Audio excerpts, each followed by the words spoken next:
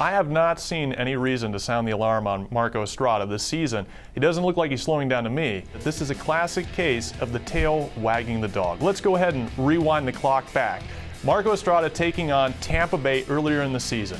Look at his mechanics. He has very clean, very noise-free mechanics, a simple step delivery guy, very quiet guy, tall arm slot, making good pitches. Now let's look at his last start against the Yankees. You see very much the same delivery, tall arm slot. And the reason we bring this up is because the first sign of fatigue would show up in the mechanics. You'd see that elbow drop and you'd see pitches start to suffer because of it. But that's the optical exam here. Let's take a look at the numbers. Specifically, let's talk velocity. Now, velocity is a big factor. When that fastball starts to taper off, we know this guy's probably tiring out. But the fact of the matter is, Estrada is throwing 90 miles an hour early in the season during good games. He's throwing 90 miles an hour later in the season during games where he's getting roughed up in. The only difference has been location and execution, and that can vary from start to start.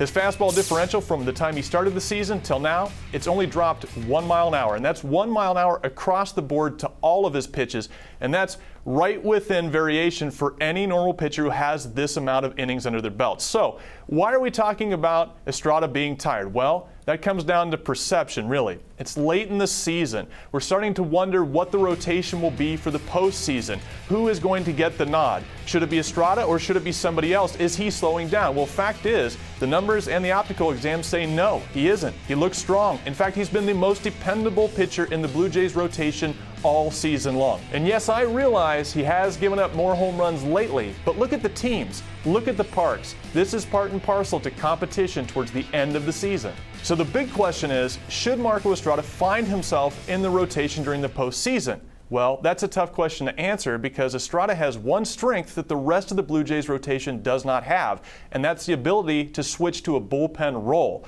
R.A. Dickey can't do that, and Mark Burley can't do that, but Estrada can. So despite the fact that he's been so dependable, he may find himself in the Blue Jays bullpen regardless.